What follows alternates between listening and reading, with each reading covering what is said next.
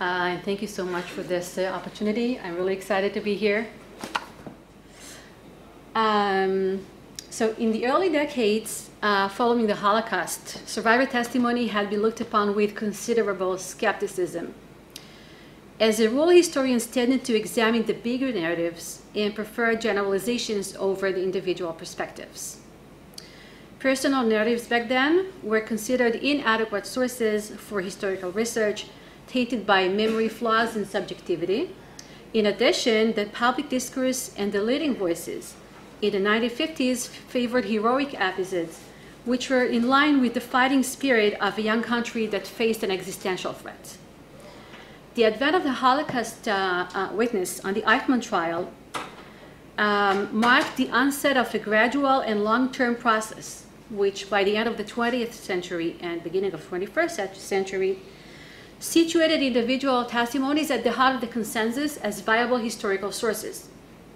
Nowadays, survivor testimonies are at the center of empirical research and public discourse on the Holocaust and are broadly accepted as legitimate sources in legal and empirical arenas.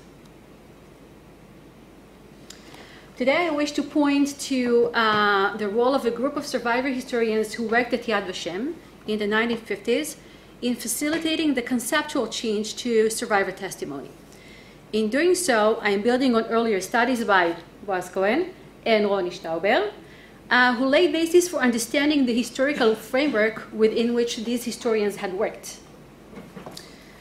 The research presented here is part of my MA thesis and is still a work in progress, so I would be grateful to hear any comments or suggestions. In particular, my work addresses the unique undertaking of Joseph Kermish, Nachman Blumenthal, Mark Wojcicki, and Rachel Auerbach. The way they had dealt with the issue of validity and meaning of survivor testimony might be instructive for understanding the early stages of Holocaust research and memorialization in Israel. I seek to contextualize their work to assess their contribution to the historical trend that had subsequently set testimonies as legitimate grounds for historical research.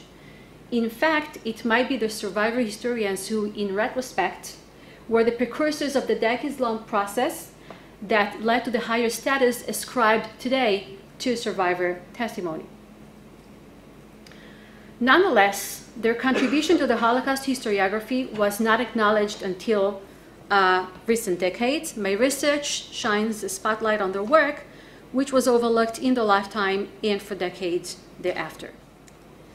I will present a few categories which serve to attest to the survivor historians' integrative historiography that placed memoirs, diary entries, and even literature in high regard.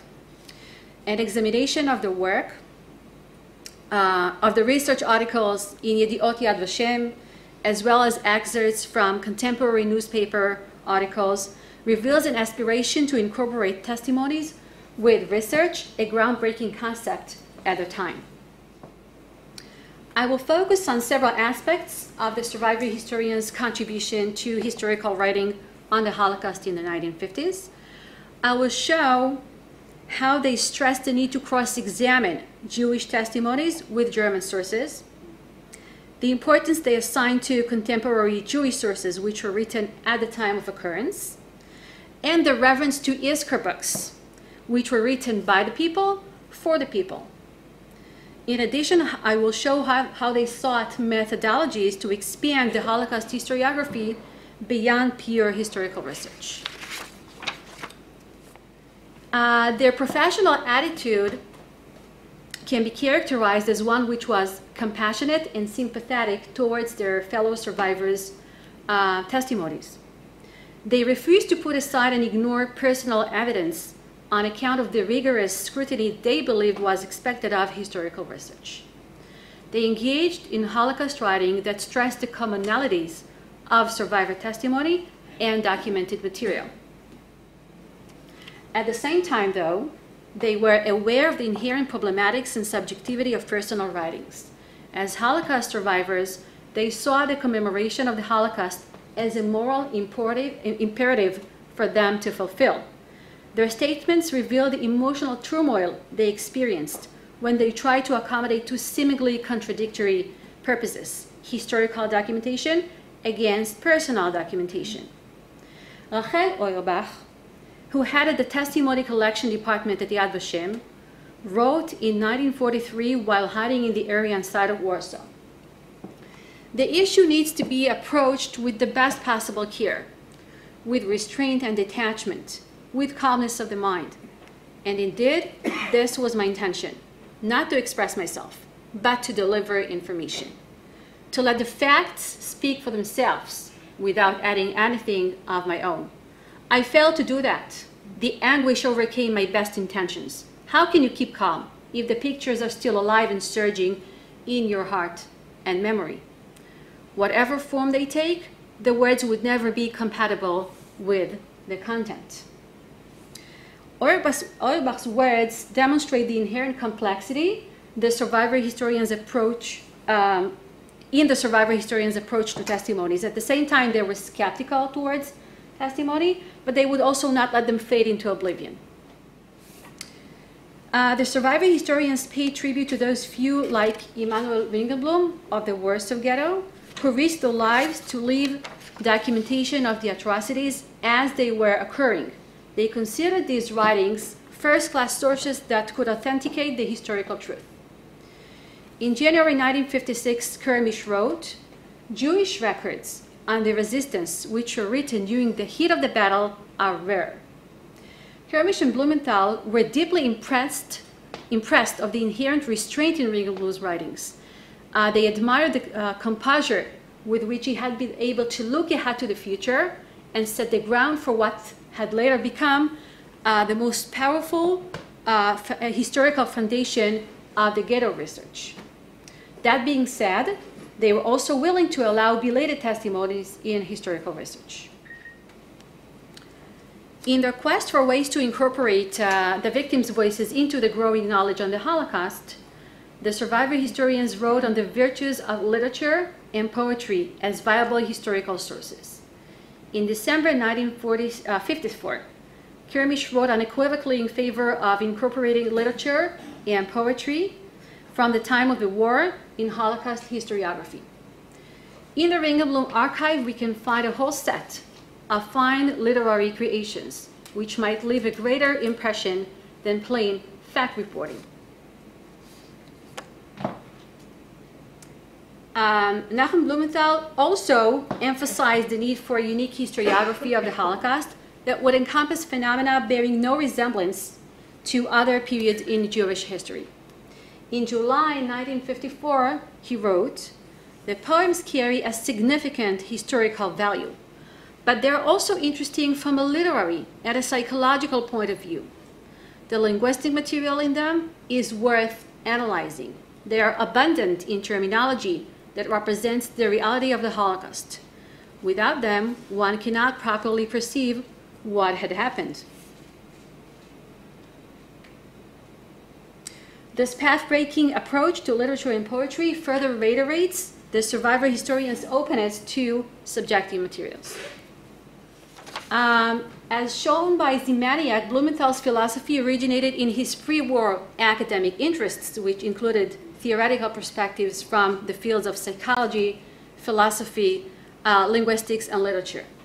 After the war, this dogma was manifested in Blumenthal's aspiration to go beyond documents and facts to arenas which back then had not been seen as admissible in historical research.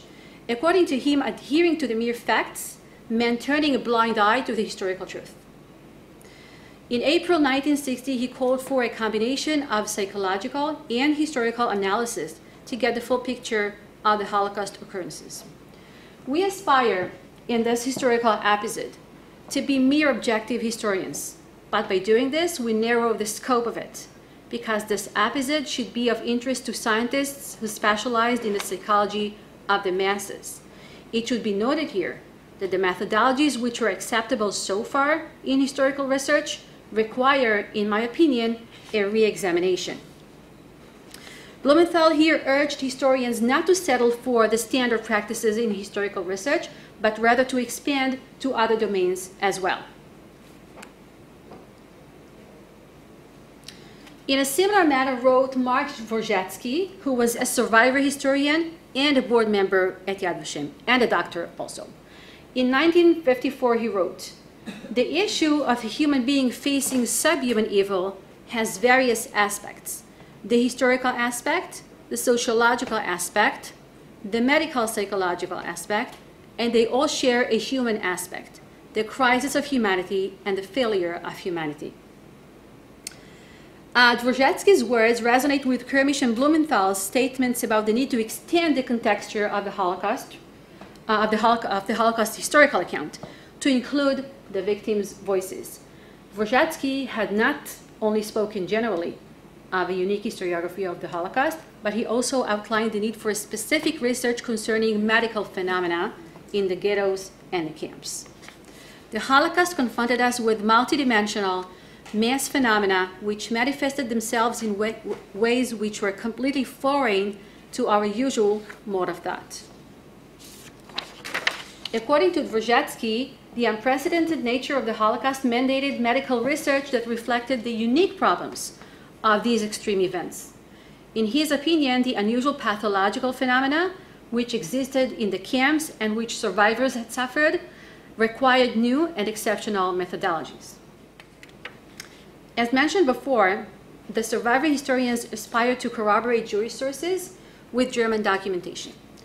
In 1957, Kermish wrote, "Multiple documents from an official source do not detract from the value of documents from other sources.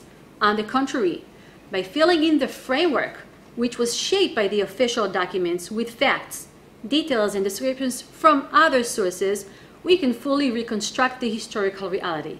The practice of combining different types of material should therefore be considered as substantially beneficial."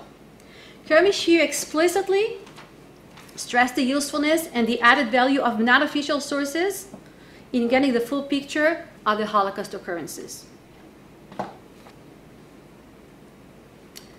The survivor historians expressed reverence to the witness and to the historical truth he was bearing.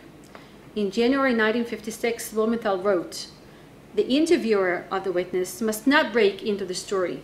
He is obliged to leave it to the historians to evaluate what is true, what is colored, and what is complete fantasy. We must know how to extract the historical truth from this wealth without putting too much burden on the witness." In Blumenthal's view, extracting historical facts from testimonies should be done separately from the process of testifying, since the testimonies stand in their own right, and the witness is entitled to all due respect from the interviewer. The survivor historians took upon themselves to delineate specific methodologies to ensure the credibility of testimonies. They were aware of the constant changes in the domain of survivor testimony. As a result, they constantly reflected on their work and reviewed the methodologies they had been using. They were informed about the abundance of German documents which were found after the war and sought methodologies to incorporate them in their Holocaust historiography. In January 1956, Blumenthal wrote, "Gathering data in 1956 must be different from what it was in 1944 and 45, when it was thought that personal accounts were the only source for research work into the period of the Nazi Holocaust. Most importantly, we had not anticipated that the Germans had left behind a large number of written materials about the history of the Hitler period and about the destruction of Jewry." Contrary to their Israeli colleagues at Yad-Vashem, headed by Ben-Zion Dinur, Professor Ben-Zion Dinur, first chairman of Yad-Vashem and Minister of Education at the time, the survivor historians sought to combine commemoration with research. They aspired to establish memory at the heart of Jewish identity and at the heart of the Holocaust discourse alongside research. It should be noted that Dinur belonged to the academic and political elite and was thus in a powerful position to shape the Holocaust narrative and exercise his authority when controversies arose. The survivor historians were subordinate to the Israeli researchers in Yad-Vashem and were not part of the influential circles within the establishment and outside it.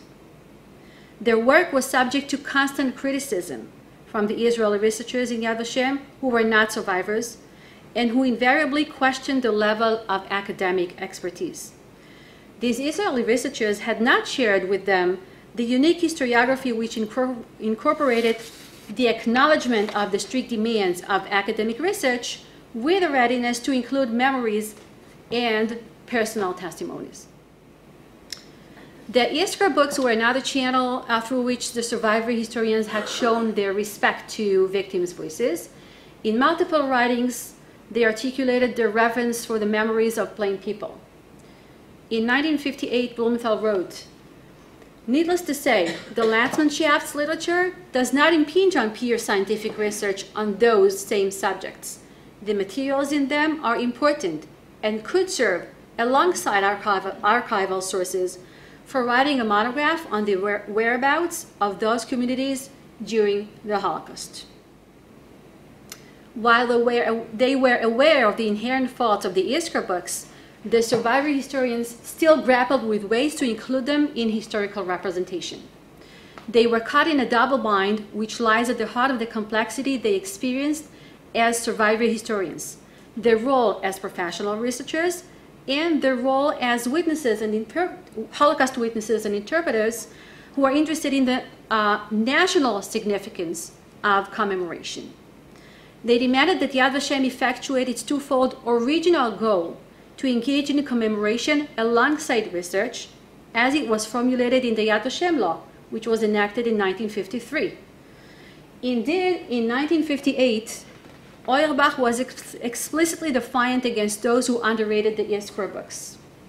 These people refer to history as pure science. They only acknowledge the value of official documents. Survivor testimony had not been readily embraced, though, in the 1950s, even among other survivor historians, most notably Philip Friedman, who doubted the witnesses' credibility and maintained that they rely unreservedly on their memory and lean on assumptions which they innocently consider as the sheer truth. In addition, prominent researchers have traced the earliest voices that accepted survivor testimony to no sooner than the 1960s, in wake of the Eichmann trial.